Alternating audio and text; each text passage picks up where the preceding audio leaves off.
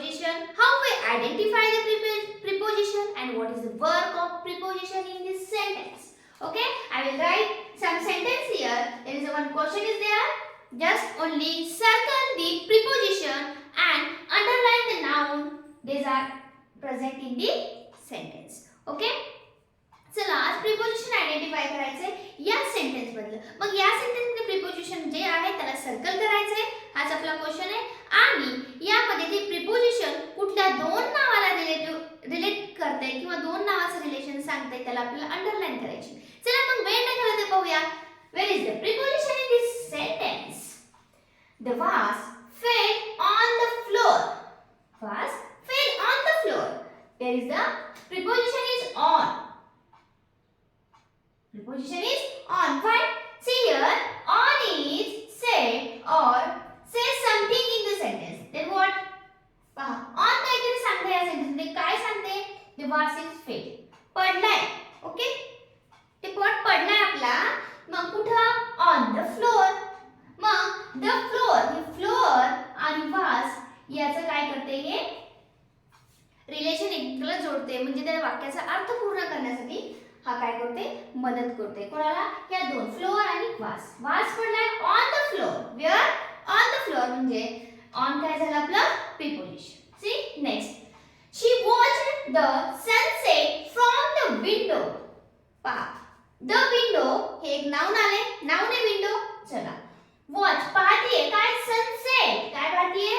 Sunset, सूर्यास्त आणि window. मग याला जोडले कशाने ह्या सेंटेन्सला? कशाने जोडले? फ्रॉम नी. मग इथं कुठले प्रिपोजिशन? फ्रॉम. हे काय आहे? प्रिपोजिशन आहे. मग आपल्याला प्रिपोजिशनला काय करायचंय? Circle. Okay, and underline the noun sunset आणि हे काय आहे? Window. Okay, see third sentence. Sumit is going to the market. Sumit is going. Sumit जातोय. पण कुठे जातोय? मार्केटला जाते. ओके, म्हणजे तू काय करतोय आपल्याला रिलेशन सांगतो ह्या दोन नावाचं. कुठलं? Sumit. Sumit is noun and market. Okay, कशाचं मार्केट असू शकतं. म्हणजे आपल्याला समजायला तुम्हाला प्रिपोजिशन काय करते. वाक्य म्हणजे झाडावर पक्षी बसला म्हणजे वर, वर, विथ, ऑन, टू. बघा इथे ऑन द फ्लोर. कशावर पडले?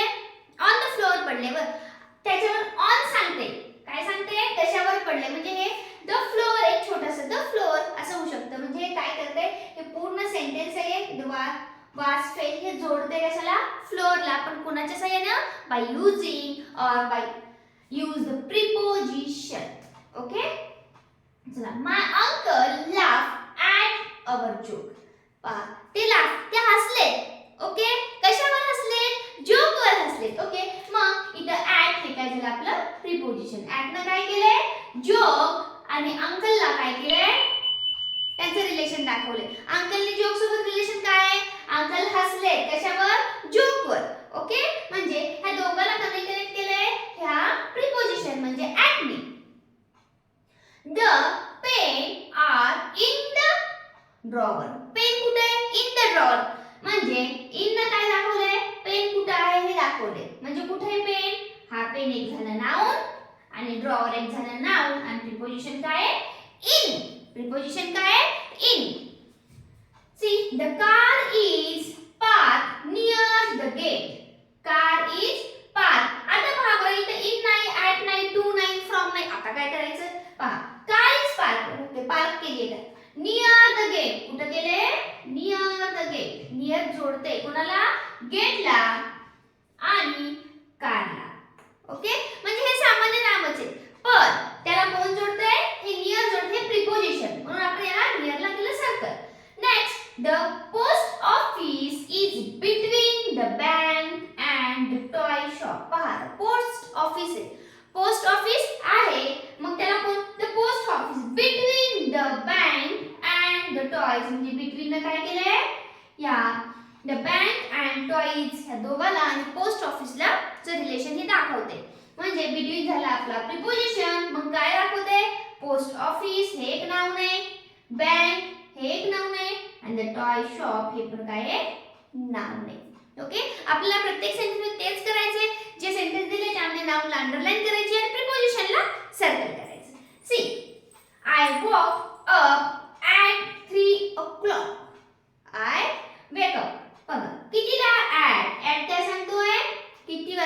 ते सांगते. मग नाउन का, ह्यातलं नाउन कोणतं आहे? क्लॉक येऊ शकतं 3 o'clock.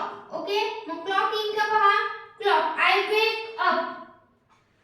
थोडंसं नुसतं क्लॉक क्लॉक नाही घ्यायचं, नुसतं जर क्लॉक घेतलं तर नाउन होऊ शकते.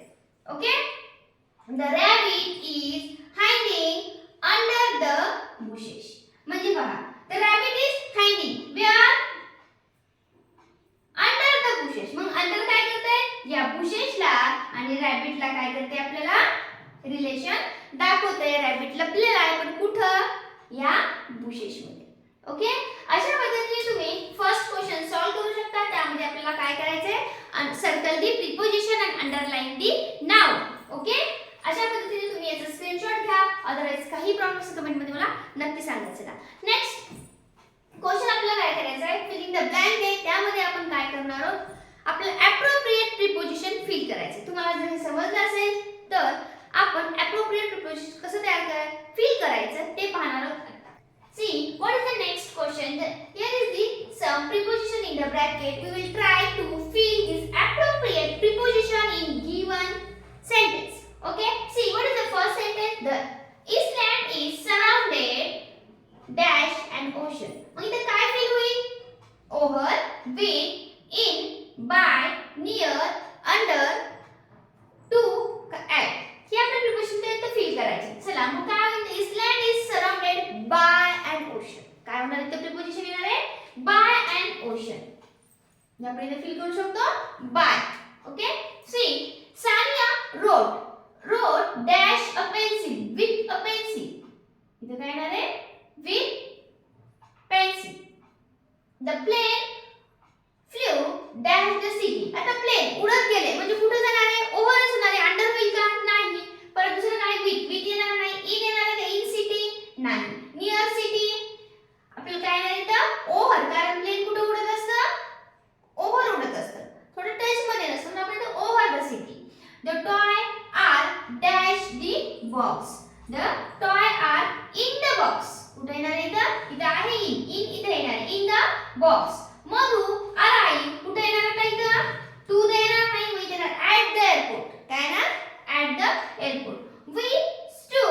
we stood dash the shade of a tree. बघा, मग ट्रीचे काय असतं, शेड.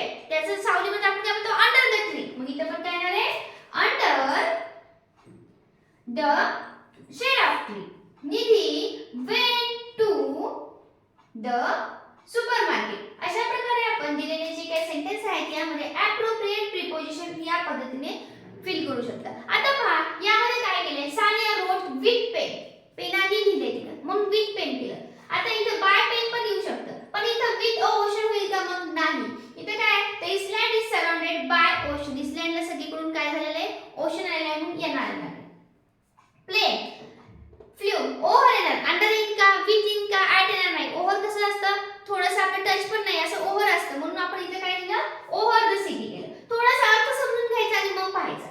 तर the toy are out of the box पण आलं असतं, मग आउट ऑफ काय आहे का, नाही. इथे जे आहे ॲट द बॉक्स येईल का, नाही. इन द बॉक्स, काय बॉक्सच्या मध्ये असतील तर आपण काय म्हणू शकतो, इन म्हणू शकतो, म्हणून इथे मी लिहिलं इन.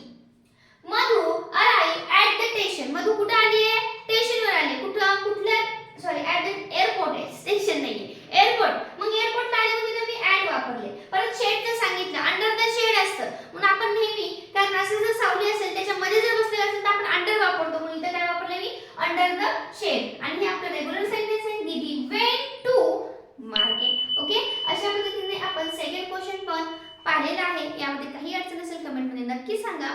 व्हिडिओला लाईक करायचं विसरल्यास लाईक करून घ्या आणि शेअर आणि सबस्क्राइब करायला मात्र विसरू नका. Okay, thank you.